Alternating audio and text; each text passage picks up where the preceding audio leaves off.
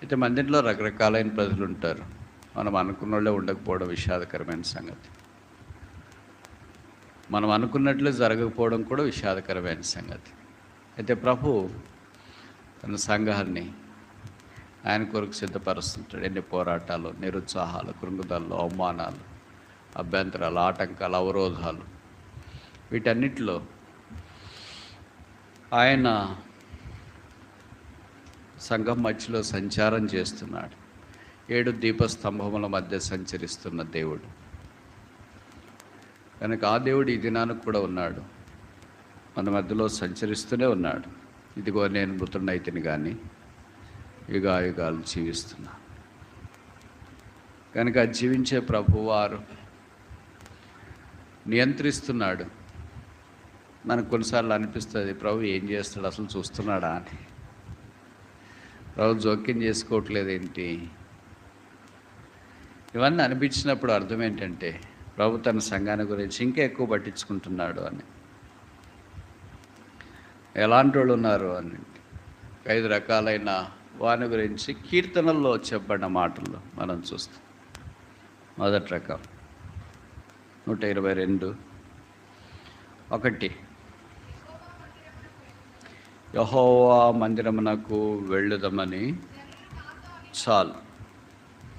మొదటి రకం ఏంటంటే దేవుని మందిరానికి వెళ్ళేవాళ్ళు. వాళ్ళు యాజకులేం కాదు, లేవీలేం కాదు, నాయకులేం కాదు, రాజులు కూడా కాదు. ఎవరు వాళ్ళు? పీపుల్, జనులు. అంటే ఇది అందరికీ సాధారణంగా వర్తించేది. దీనికి ఎక్స్క్లూజివ్ స్టేట్మెంట్ ఏం లేదు. అంటే నేను జనం కాదు అనుకోవటానికి లేదు. ఆ దినాల్లో ఇశ్రాయేల్ అంతా ఈ గుంపులోనికి, కోవలోనికి వచ్చినారు. ఇది యాత్రా కీర్తనలో భాగం. ఈ మాట రాసేటప్పటికి దేవుని మందిరం ఉందా లేదా?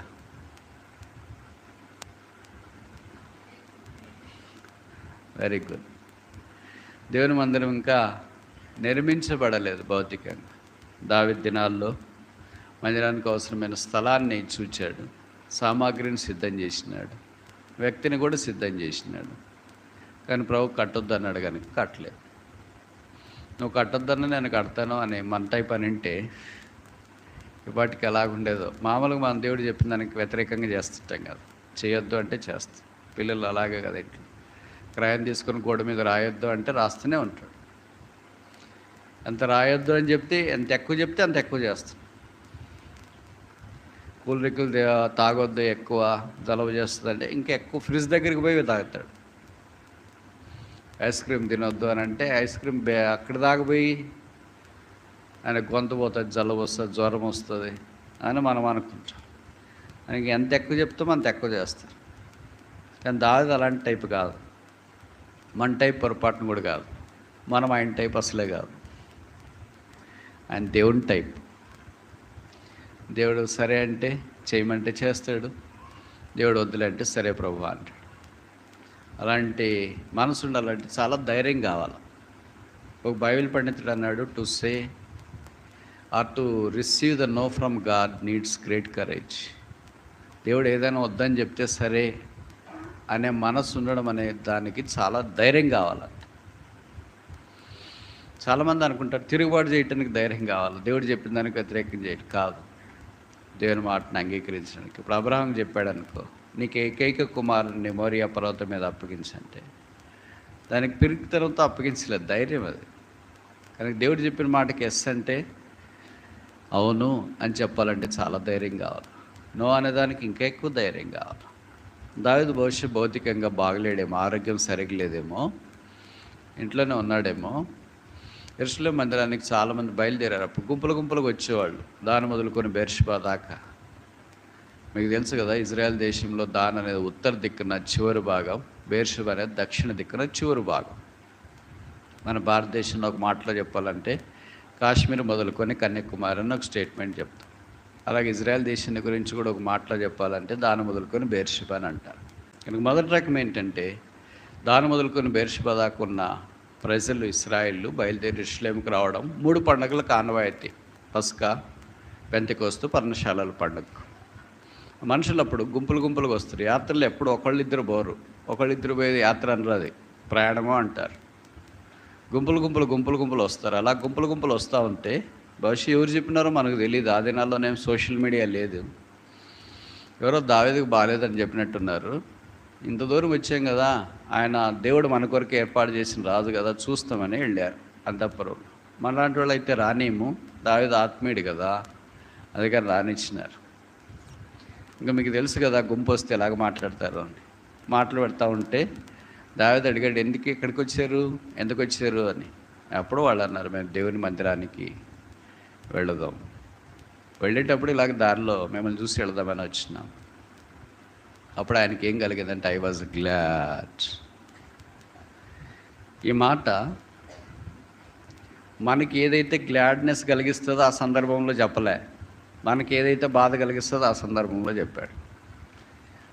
దావీదు జీవితంలో గ్లాడ్నెస్ అంటే సమూయేలు నన్ను అభిషేకించినప్పుడు నేను సంతోషించితేనే అని చెప్పలే. గొల్లియాతును చంపినప్పుడు నేను సంతోషించితేనే అని చెప్పలేదు. రాజు అయినప్పుడు సంతోషించితేనే అని చెప్పలేదు. పెళ్లి చేసుకున్నప్పుడు సంతోషించితేనే, పిల్లలు కన్నప్పుడు సంతోషించితేనే అని చెప్పలేదు. ఇవన్నీ మనకు సంతోషం కలిగించేవి. మనకి ఆయనకి ఎంత తేడా ఉంది చూడండి. 180 డిగ్రీలకు మినిమం తేడా ఉంటుంది. మనకి మందిరం పోతావరా అని వాళ్ళని అడిగితే మనం ఆపోజిట్గా ఏం పోదాంలే, ఎంత దూరం అలసిపోయినాం. నేను కూడా ఇంకా బ్రదర్ ఎప్పుడు చెప్పేది యూట్యూబ్లోనే చూడొచ్చు కదా, చెప్పిందే చెప్తుంటాడు. కానీ వెళ్ళేవాళ్ళని కూడా మనం నిరుత్సాహపరుస్తూ ఉంటాం. మనకు సంతోషం మీదు. వెళ్తున్నారా మీరా అక్కడికా, ఎవరున్నారు అక్కడ మంచివాళ్ళు, వెళ్ళేవాళ్ళని కూడా ఆఫ్ చేస్తుంటాం. దావీదు అలా కాదు, ఐ వాజ్ గ్లాడ్. చాలా ఆశ్చర్యం కలిగిస్తుంది కదా. ఏవైతే మనకు సంతోషం కలిగిస్తాయో అప్పుడు సాధారణంగా ఉన్నట్లు బైబిల్లో రాశారు. ఏవైతే మనకు నార్మల్గా కనిపిస్తాయో అప్పుడు ఆయన సంతోషంగా ఉన్నట్లు రాశారు. కనుక దేవుని మందిరంలో మొదట ఎలాంటి వాళ్ళు ఉంటారంటే, గోయర్స్ ఆఫ్ ద చర్చ్, మందిరానికి వెళ్ళేవాళ్ళు వచ్చేవాళ్ళు ఉన్నారు. ప్రభుకు స్తోత్రాలు. అందుకని మందిరాలు ఇంకా మూసివేయబడలేదు, అందుకని ఇంకా మందిరాలు తెరవబడుతూ వచ్చినాయి. సమూయేలు దినాల్లో కూడా తెరవబడుతూ వచ్చినాయి. ఎందుకంటే మందిరంకి రాని ఎల్కనాలు పెనిన్నాలు ఉన్నా, వచ్చే అన్నాలు ఉన్నా, అందుకే తెరవబడుతూ వచ్చినాయి. సమూయేలు చేసిన పని కూడా అదే. దేవుని యొక్క మందిరం తలుపులు తెరవడము కొనసాగించినట్లు వాక్యలో మనం చూస్తాం. కనుక శరీరం సహకరించకొలది, సమయం సహకరించకొలది రావటానికి ప్రయత్నం చేయండి. మానుకోవడం భావ్యం కాదు. చాలాసార్లు మనం ఎట్లా మానుకుందామని ఆలోచిస్తూ ఉంటాం. ఏదో ఒక కారణం వస్తుంది. అప్పుడు ఎవరో ఒకళ్ళు ఫోన్ చేయడము, కొద్దిగా దగ్గర అవడము, తుమ్ము రావడము, వర్షం పడ్డము, ఎండ ఎక్కువ కావడము, కరెంటు పోవడము, అదే ఇలాంటి చిన్న కారణాలు. ఎందుకంటే సాతానుడికి మన సంగతి బాగా తెలుసు కదా. ఇలాంటివి అనిపిస్తే వీళ్ళు ఎప్పుడు మానుకుందామని ఎదురు చూస్తున్నారు. ఇలాంటివి వచ్చేటప్పటికే సెట్ అయిపోతారులే అని అనుకుంటారు. అన్నీ అధిగమించి రావాలి. యాత్ర సౌకర్యకరంగా ఉండదు. వెళ్ళిన దగ్గర అంతా pre booked accommodation, pre booked food, pre booked water, అన్నీ ప్రీ బుక్డ్ ఉండదు యాత్ర అంటే. మీకు తెలుసు కదా, మా ఊర్లో యాత్రికులు వస్తారు, వాళ్ళకి నిద్ర ఆహారము అనేది వచ్చినప్పటి నుండి వెళ్ళేదాకా దాదాపు ఏమి ఉండదు. అందుకే వెళ్ళేటప్పుడు ఎక్కడ దొరికినా సరే, రైలు అయినా బస్సు అయినా ఆడ పడుకొని ఉంటారు అంతే. వాళ్ళు పోయి సెటిల్ అయ్యేలోగా, అంటే తిరిగి రెస్టోర్ అయ్యేటప్పటికి సుమారు 4-5 రోజులు కావచ్చు. యాత్రికుడు అవన్నీ భరిస్తాడు. క్రైస్తవం ఒక యాత్ర, ఒక ప్రయాణం. అలసిపోకూడదు, సొలిసిపోకూడదు, సాగిపోవడం బావే. రెండో రకం చూస్తామా, కీర్తనలు 27:4.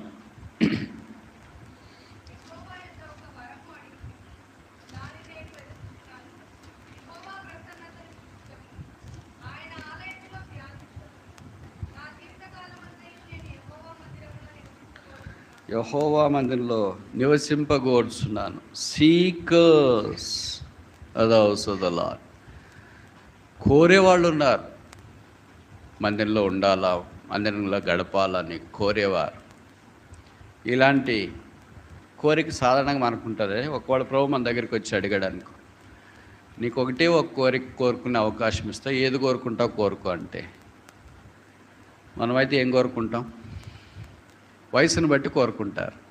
విద్యార్థులు అయితే పాస్ కావాలా, ఉద్యోగం రావాలా, పెళ్లి కాని వాళ్ళు అయితే పెళ్లి కావాలా, పెళ్ళి పిల్లలు లేకపోయిన వారైతే పిల్లలు కావాలా, ముసలోళ్ళు అయితే షుగర్ బీపీ తీసేయి. ఇలాగ వయసును బట్టి రకరకాల కోరుకునే వాళ్ళు ఉంటారేమో. కానీ ఈ రాజు కోరిక చాలా భిన్నంగా ఉంది. రాజు ఏం కోరుకుంటాడు? చిరకాలం నేనే రాజుగా ఉండాలని కోరుకుంటాడు. అది వాస్తవం ఎక్కడైనా. లేదా వేరే రాజ్యాలు కూడా నా రాజ్యంలో కలిసిపోవాలని కోరుకుంటాడు. వేరే రాజు లెక్క వైభవం కానీ, ప్రభావం కానీ, ధనుల ఘనతలు కానీ అంత నా రాజ్యంలోనే కలిసిపోవాలని కోరుకుంటాడు. కానీ ఈ రాజు అలాంటి కోరికలు లేవు. నాకు కొన్నిసార్లు అనిపిస్తుంది, ఈయన మనలాంటి రక్త మాంసాలను కలిగిన మనిషి కాదా? అంత డిఫరెంట్గా ఆలోచిస్తాడేంటి? హై యాటిట్యూడే. మామూలు కోరికలు పొరపాటును కూడా కనపడట్లేదేంటి? ఈ సందర్భాన్ని జ్ఞాపం చేసుకొని 20వ కీర్తన 4వ వచనం, నీ కోరిక సిద్ధింపజేసి. ఇది కోరికలంటే, మనం కోరికలంటే ఏదో గొంతెం కోరికలు కాదు. మనం ప్రతిదానికి ఇదే కోరుకుంటుంటాం. ప్రభా నేను అక్కడికి వెళ్తున్నాను, కోరిక సిద్ధింపజేస్తానని చెప్పినావు కదా, కానీ ఇది చేయని అనుకుంటాం అంట. ఇట్స్ డివైన్ డిజైర్, దైవిక కోరిక. ఈ కోరిక దేవుడు నెరవేర్చినాడని బహుశా 20వ కీర్తన రాశాడేమో. నీ కోరిక సిద్ధింపజేసి నీ ఆలోచన యావత్తైన సఫలపరుస్తా. ఎందుకంటే నేను కూడా అలాంటి కోరిక ఒకటి కోరుకున్నాను, అది నెరవేరింది. ఏం కోరుకున్నాడు అబ్బా అని మన మాదిరి చాలా యాంగ్జైటీకి వెళితే ఆయన వెరీ కూల్గా జవాబిస్తాడేమో. నేను మందిరంలో నివసించాలని కోరుకున్నాను, దేవుడు అవకాశం ఇచ్చినాడు. ఎగ్జాస్ట్ అయిపోతాం, అరే ఏమో చెప్తాడని వస్తే ఏమో చెప్పేసాడే, మనం అనుకుని చెప్పలేదు ఏంటి? ఎంత తేడా ఉంది. ఈ రాజులకు రాజు సన్నిధిలో ఉండాలనుకున్నాడు. మనల్ని కూడా ప్రభు కొత్త నిబంధన ప్రకారం రాజులైన యాజకులుగా చేశాడు. మనం కూడా ఆ రాజు సన్నిధిలో ఉండాలని దేవుని యొక్క ఉద్దేశం. దానికి తక్కువైన ఏ కోరిక కూడా రాజు కోరిక కాదేమో. రాజుకు తగినట్లు ఉంటుంది. రాజు కోరిక నాకు ఒక పూట భోజనం పెట్టండి, ఒక డ్రెస్ ఇవ్వండి, ఒక జడ్జి చెప్పులు ఇవ్వండి, ఒక మొబైల్ ఫోన్ ఇవ్వండి, ఒక బండి ఇవ్వండి, ఇలా కోరుకుంటాడా? ఏ రాజు అయినా అలాగొచ్చి కోరుకున్నాడు అనుకో, ఆయన ఏమని అర్థం? Is no king at all, is perhaps a simple common man. రాజు కోరుకునేది రాజ్యాన్ని కోరుకుంటారు, రాజు కోరుకునేది కిరీటాన్ని కోరుకుంటారు. అది లెవెలే వేరు. కానీ ఈ రాజు భౌతికమైన రాజుల వల్లే కాకుండా రాజాది రాజునే కోరుకున్నాడు. అందుకే కింద రాస్తూ వచ్చినాడు 27వ కీర్తన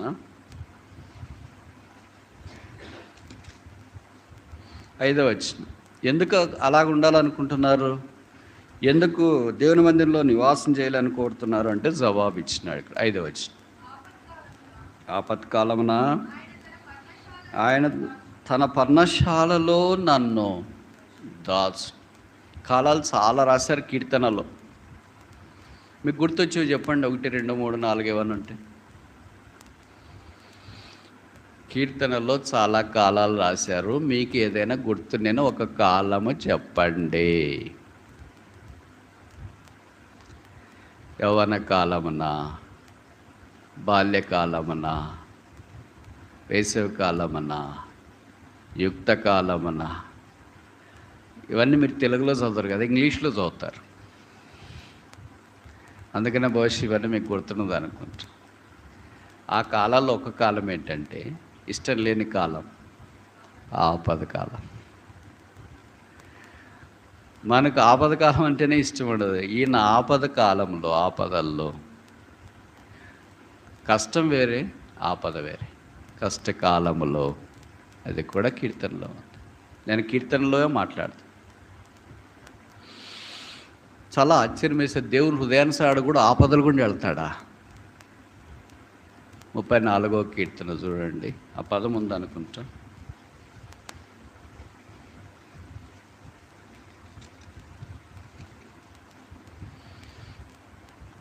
19.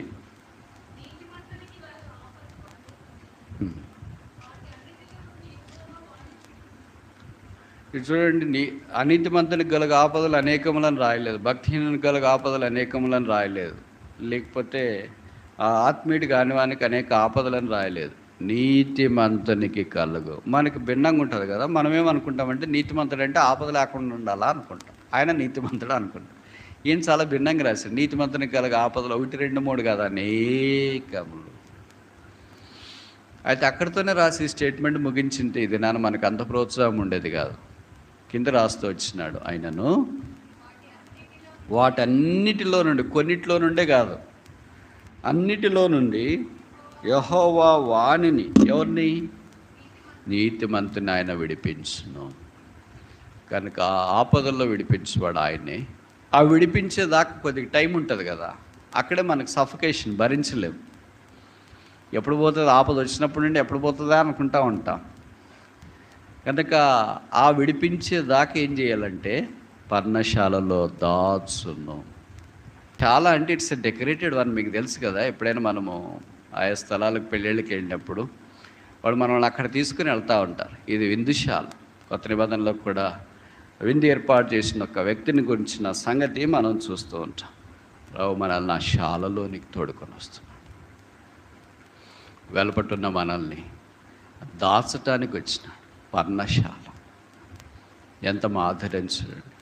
మామూలు మీరు ఎప్పుడైనా ప్రయాణం చేస్తుంటే ఏదైనా ఒక రైల్వే స్టేషన్, బస్ స్టాండ్కి వెళ్తే మీ లగేజ్ దాచి ఎక్కడైనా బయటకు వెళ్ళాలంటే అక్కడ ఒక లాక్ రూమ్ ఉంటుంది. లగేజ్ దాచడానికి కూడా టైం ప్రకారం డబ్బులు పే చేయాలి. వాళ్ళు ఊరికేం తీసుకోరు. అలాగే కొన్నిసార్లు లాకర్లు ఉంటాయి అనుకో, దానికి కూడా అంటే బయటే, బ్యాంకు సంగతి కాదు, నాకు తెలియదు దాని గురించి. సామాన్లు భద్రపరుచుకునే కొన్ని స్థలాలు ఉన్నప్పుడు లాకర్లు ఉన్న దానికి కూడా మనం డబ్బులు ఇవ్వాలి. మన దగ్గర ఉన్న వస్తువులు పోతే పోని, ఉంటే ఉన్న అనేవే దాచుకోవటానికి డబ్బులు ఇస్తే, మనల్ని దాపెట్టే వాళ్ళు ఎవరు ఉన్నారు? దీనికి ఎంత డబ్బులు ఇవ్వాలా? దీనికి ఎంత ఇస్తారు చెప్పండి?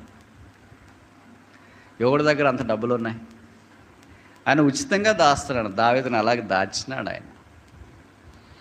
ఆపదలో నన్ను పర్ణశాలలో దేవుడు దాచకుండా ఉండే. దావీదు ఏ దినానో ఆవిరి వల్ల ఎగిరిపోయి ఉంటాడు, పువ్వు వల్లే రాలిపోయి ఉంటాడు, గడ్డి వల్లే ఎండిపోయి ఉంటాడు, నీటి బుడగోలే పగిలిపోయి ఉంటాడు. కష్టాల్లో, బాధల్లో, కొండల్లో, కౌజుపిట్ట వల్లే, మిన్నల్లి వల్లే, చేతికి కాళ్ళకు చెప్పులు లేకుండా తిరుగుతూ ఉన్నప్పుడు, నిద్రాహారాలు లేకుండా ఉన్నప్పుడు, ఇదే 34వ కీర్తనలోనే రాస్తాడు కదా, అంత కష్టతరమైన పరిస్థితులు ఉన్నప్పుడు దేవుని యొక్క దాపు గుర్తొచ్చింది. బహుశా నేను అనుకుంటా దీన్ని యాంప్లిఫైడ్ వర్షన్లో కొత్త నిబంధన ప్రకారం కొలస్సి 3:1-2లో బహుశా పౌలు ఇలాగ రాశాడు అనుకుంటా. చదువు.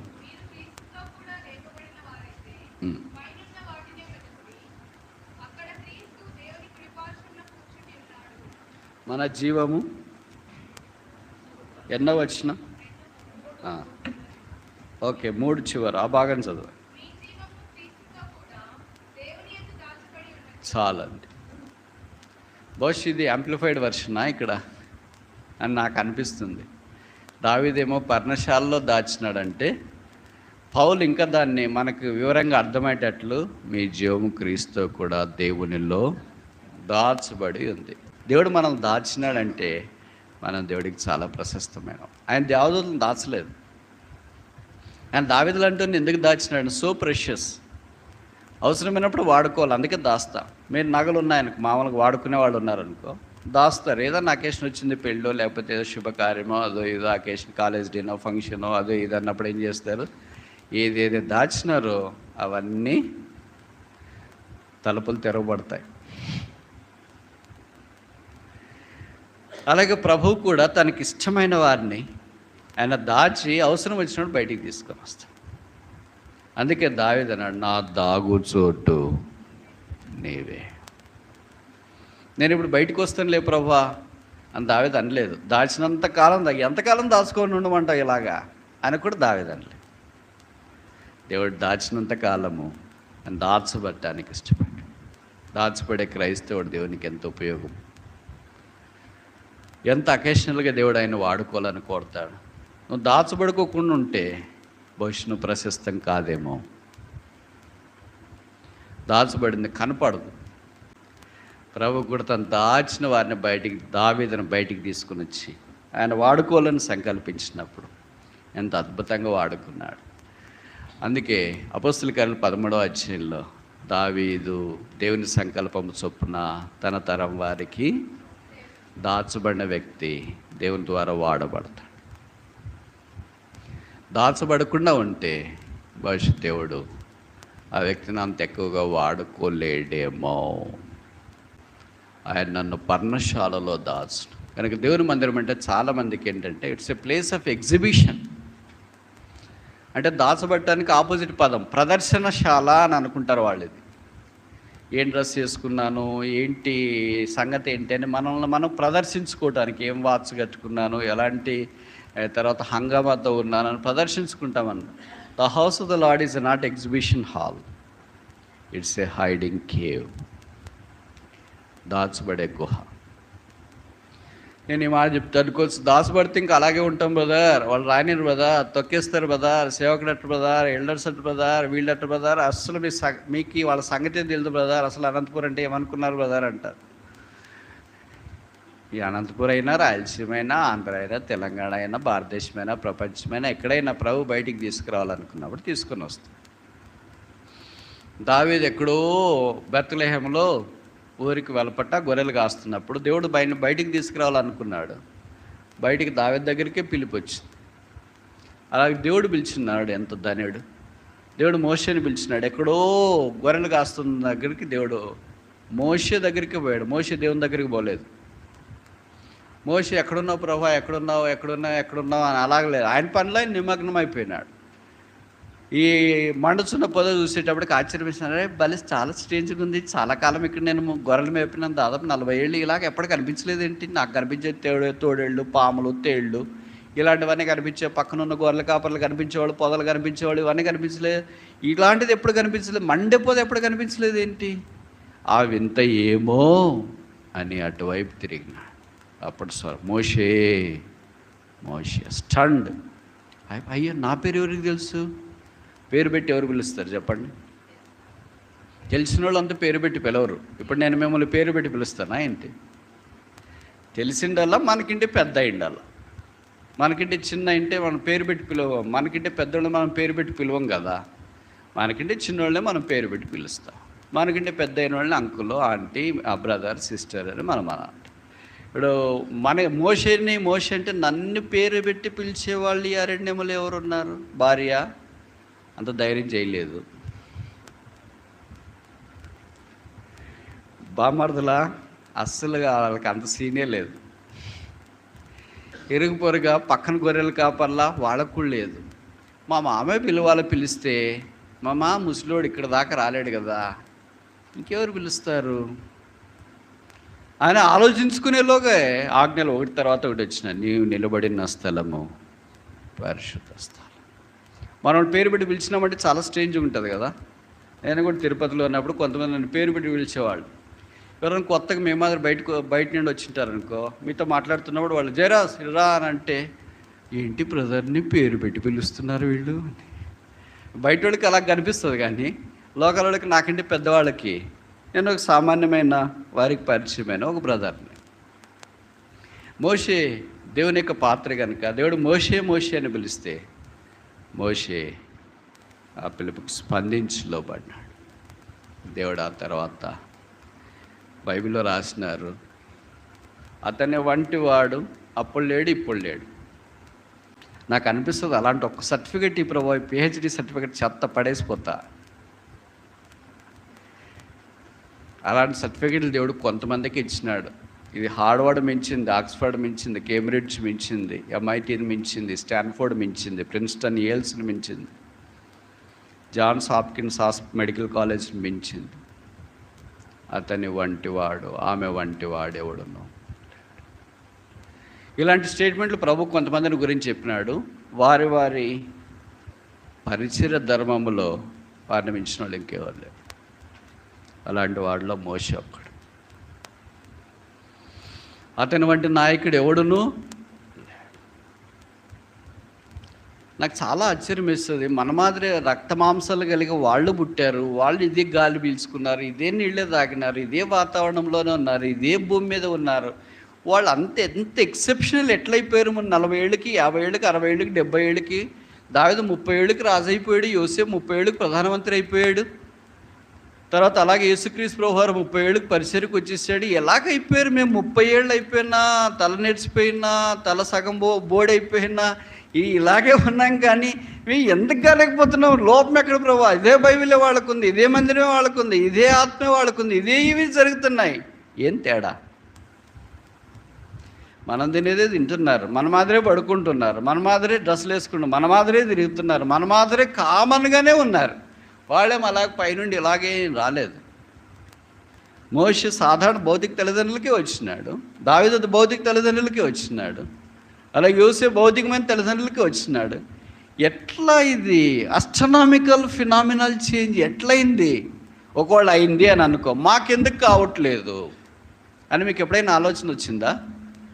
నాకు తిరిగి పురుగు మాదిరి తోలొస్తుంటుంది ఆలోచన. రాత్రిపూట నిద్ర పట్టకుండా అయిపోతుంది. ఏంటి ప్రభువా, 50 ఏళ్ళు దాటిపోయాయి, ఇంతేనా? ఇంకా మీరు బాగా ఆలోచించండి.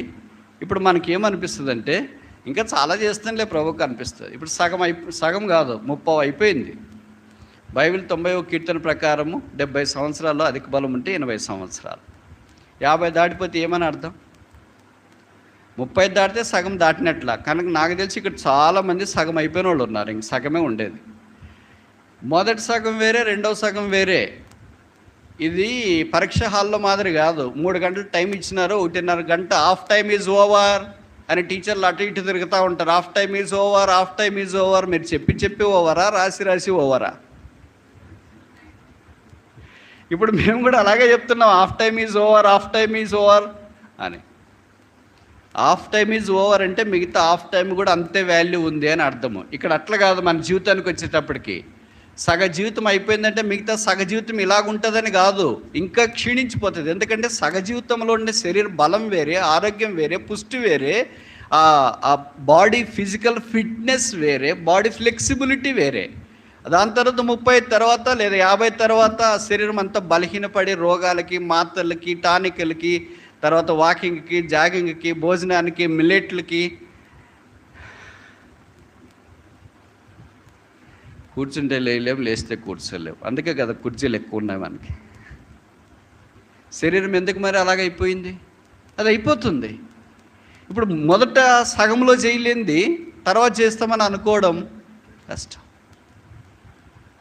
మొదటి సగమే శ్రేష్టం. ఎందుకంటే అప్పుడు శరీరం ఎట్లయినా ఫ్లెక్సిబుల్గా ఉంటుంది.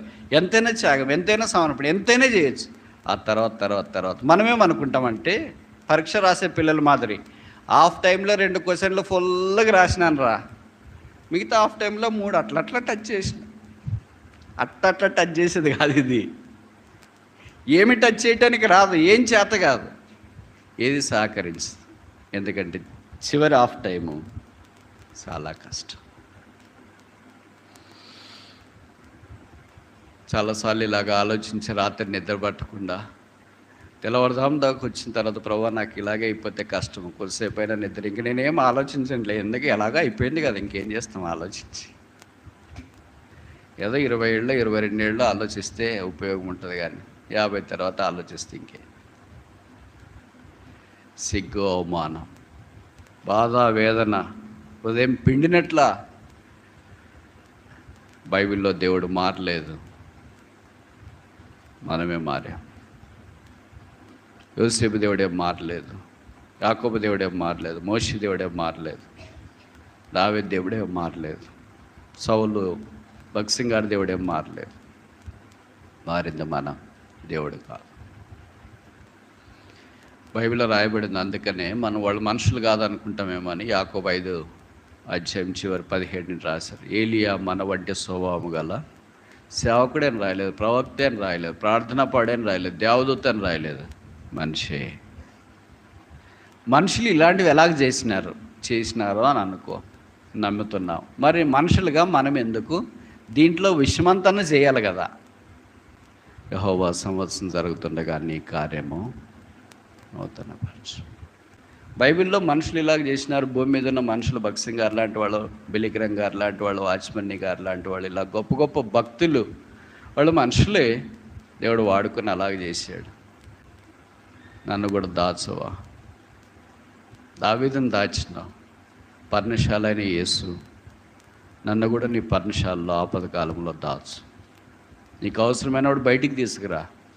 గొల్యాతులు ఓడిపోదురు గాక, సౌలులు కూలుదురు గాక, అబ్షాలోములు నష్టపోదురు గాక, యెహోవా రాజ్యం స్థిరపడిన గాక.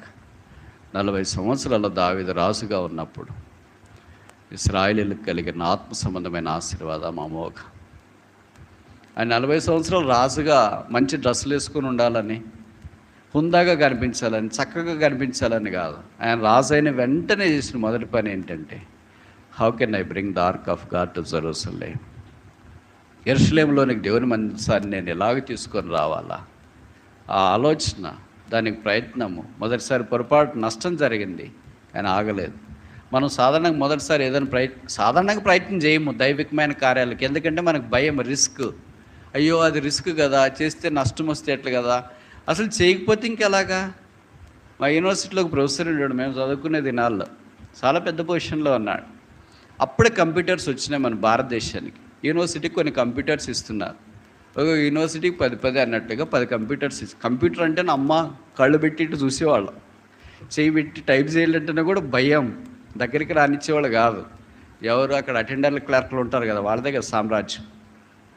అలా పెద్ద హాల్లో 10 కంప్యూటర్లు పెట్టి ఏసీలు అన్నీ పెట్టేసినారు.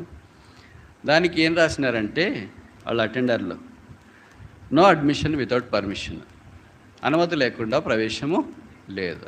వాళ్ళే డిసైడ్ చేసుకుంటారు కదా. అదే పెద్ద ప్రొఫెసర్ దానికి హెడ్ అయిన ఆయన దగ్గరికి వెళ్ళింది. ఆయన దగ్గరికి వెళ్తే మేము వెళ్ళాం, సార్ కంప్యూటర్ వాడుకోవచ్చు. వాడుకోండి అంటే బోర్డు పెట్టాడు సార్, మిగతా పర్మిషన్ తీసుకురాలి. ఎవడు బోర్డు పెట్టేది, పిలుచుకొని రా అన్నాడు. ఎవరు పెట్టారో తెలియదు కదా, మనకు తెలిస్తే కదా. ఎవరు పెట్టాడు సార్ అన్నాడు. ఆయనే వచ్చినాడు. ఎవరు రా బోర్డు పెట్టింది అని అన్నారు. పెట్టిన వాళ్ళు చెప్పరు కదా, ఎవరు లీవ్ పెట్టారో ఆయన మీ పేరు మీద చెప్పినారు. లీవ్ పెట్టాడు సార్, రాలేదు ఈరోజు అని. కానీ పెట్టింది వీళ్ళే. సరే వాడు వస్తే రేపు తీసుకురండి అని చెప్పినాడు. రేపు రాడు కదా ఆయనే ఇప్పుడు పొరపాటు చేయలేదు కదా. తర్వాత వీళ్ళు వెళ్ళలేదు, ఆయనే వచ్చినాడు. అప్పుడు కంప్యూటర్ చూడకుండా అసలు ఉండబుద్ధి కావట్లేదు. అని ఎలాగైనా టైప్ చేయాలి, నేర్చుకోవాలి, అది ఇది ఎక్సైట్మెంట్తో సుమారు ఒక 5-6 మంది వెళ్ళాం. వెళ్తే ఆ ప్రొఫెసరే అక్కడ దాకా వచ్చినాడు. మీకు తెలుసు కదా, కొంతమంది ముఖ్యంగా సైన్స్లో ల్యాబుల్లో వాళ్ళ అటెండర్లే పవర్ఫుల్, కుర్చీ చేసుకొని కూర్చుంటారు. ప్రొఫెసర్ వచ్చినా కూడా ఏం పట్టించుకోరు అనమాట. మామూలుగా మొబైల్ చూసుకుంటూ ఉంటారు. ఏంటయ్యా ఎంకన్నా అంటే చెప్పండి సార్, కనీసం లేని కూడా లేడు. ఇదేంటి అది, ఇది ఒక్కటి కూడా పని చేయట్లేదు సార్, అన్నీ రిపేర్ చేయించాలి. అన్నీ పని చేస్తుంటాయి, ఈయన పని చేయాల్సి వస్తుంది కదా పని చేస్తే. ఎవడన్నా అలాంటి వాళ్ళు ఉంటే బాధపడొద్దండి, ఈశ్వరులకు చెప్తున్నా. కొంతమంది మంచి వాళ్ళు ఉంటారు మీ ఇలాంటి వాళ్ళు. ఇప్పుడు ఆయన ఏమన్నాడంటే వాళ్ళందరినీ పిలిచి, క్లర్క్ని, సూపర్వైజర్ని అందరిని అలాగ పిలిచి, ఈ బోర్డు తీసేయండి మొదట, నో అడ్మిషన్ వితౌట్ పర్మిషన్ అని. కాదు సార్, ఎవళ్ళు వచ్చి ఈ సిస్టమ్స్ అంతా ఆపరేట్ చేసి చెడిపోతాయి సార్ అని అన్నాడు. ఆయన అన్నాడు, let all the systems B spoiled, even today here I am to pay for that, but don't keep systems ideal. పిల్లలు వచ్చి ఈ 10 సిస్టమ్లు కంప్యూటర్లు పాడు చేసినా పర్లేదు, నేను రిపేర్ చేయిస్తా, కానీ వాటిని కాళ్ళకి పెట్టద్దు. ఆయన క్రైస్తవుడు కాదు. బయటకు వచ్చిన తర్వాత అడిగాం, ఏం సార్ అలాగే చెప్పేవానంటే, అది పాడైపోయినా పర్వాలేదు, నేర్చుకోవాలా. నేర్చుకోకుండా దిష్టి బొమ్మ మాదిరి దాన్ని పెట్టుకుంటే ఏం లాభం ఉంది?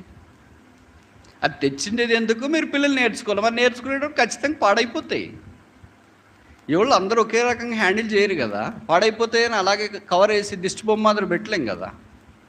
Let all systems B spoiled today. అన్ని సిస్టమ్స్ ఈరోజు పాడైపోయినా పర్లేదు, వాళ్ళు నేర్చుకోవాలి. ఎంత తీవ్రత ఉంటుంది చూడండి కొంతమందికి. అంటే నేను ఇందాక ఈ విషయాలన్నీ ఎందుకు చెప్తున్నానంటే, మనం ఏదైనా దైవ కార్యక్రమాల్లో ముందుకెళ్ళినప్పుడు, ఇప్పుడు దావీదు దేవుని మనస్సుము చేయటానికి తీసుకొని రావడానికి ముందుకెళ్ళినప్పుడు మరి ఉజ్జా చనిపోయాడు కదా. ఇది రిస్క్ వచ్చింది ఎందుకులే అని మానేసింటే ఇంకోసారి తెచ్చిండేవాడు కాదు. ఇలాగ జరుగుతుంది, పొరపాటు జరుగుతుంది. నువ్వు ఏం చేయకోకుండా పొరపాటు చేయకోకుండా ఉండేదానికంటే, అంటే ఏదైనా చేసి పొరపాటు చేయండి అని బ్రదర్ చెప్పినాడని చెప్పొద్దండి బయట. నీకు దైవకార్యం మీద ఆశ ఉన్నప్పుడు సాతాను కొన్నిసార్లు దాడి చేస్తాడు, నష్టం కలగవచ్చు, నీకు హెల్త్ సరిగ్గా లేకుండా ఉండొచ్చు, నీ ఇంట్లో సమస్యలు రావచ్చు, పోరాటం రావచ్చు, భార్య సపోర్ట్ చేయకపోవచ్చు, భర్త సపోర్ట్ చేయకపోవచ్చు, సేవకులు విశ్వాసులు వీళ్ళంతా సపోర్ట్ చేయకపోవచ్చు. బట్ అక్కడతో ఆగిపోకూడదు. దావీదు రెండోసారి వచ్చి దేవుని మనసాన్ని తీసుకురావచ్చు. అలాగే బైబిల్ చరిత్రలో మనం చూస్తే నష్టాన్ని వారు భరించినారు, రిస్క్ తీసుకోవటానికి ఇష్టపడినారు. అందుకే దేవుడు వారిని బలంగా గొప్పగా వాడుకుంటూ వచ్చినారు. ఇక్కడ ఈ యూనివర్సిటీ ఉదాహరణ ఎందుకు చెప్పానంటే, పని చేస్తున్నప్పుడు నష్టం జరగవచ్చు, రిస్క్ జరగవచ్చు, లాస్ జరగవచ్చు, ఫెయిల్యూర్ జరగవచ్చు. మీకు తెలుసు కదా, మన ఇస్రో భారతదేశపు ఇండియన్ స్పేస్ రీసెర్చ్ ఆర్గనైజేషన్ ఆరంభ దినాల్లో 100 కోట్లు పెట్టి రాకెట్లు చేసేవాళ్ళు. లాంచ్ చేసిన వెంటనే అది నేరుగా బంగాళాఖాతంలో పడేది. చాలామంది ఏమనుకునేవాళ్ళు, 100 కోట్లు పెట్టేశారు, బంగాళాఖాతం నీళ్ళలో కలిపేశారు, పేదలకు ఇచ్చిన ఎన్నిళ్ళు కట్టుకుని ఉంటారు అని అనుకుంటారు. అట్లా చాలాసార్లు జరిగింది. ఎన్నిసార్లు జరిగిందంటే ఇంక ఇస్రో వాళ్ళకి వాళ్ళ మీద కాన్ఫిడెన్స్ లేకుండా పోయింది. వాళ్ళు పొరపాట్లనే రెక్టిఫై చేసుకొని ఇప్పుడు ఆల్మోస్ట్ ప్రతి రాకెట్ సక్సెస్ఫుల్గా లాంచ్ చేస్తున్నారు. Failure is not final, it is a stepping stone to success. దేవుని పని చేయటానికి ఆగిపోవద్దు, సాగిపోవాలని దేవుడు కోరుతున్నాడు.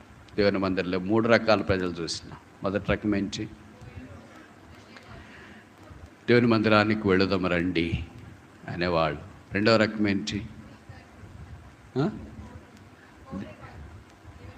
దేవుని మందిరంలో నివసించాలని కోరేవారిని గురించి మనం చూస్తూ వచ్చినాం. ఆయన తన పర్ణశాలలో మనం దాస్తున్నాడు. కనుక ప్రభువా, నువ్వు వాడుకొని పర్యంతం నన్ను కూడా దాచు, నీ కొరకు వాడుకో.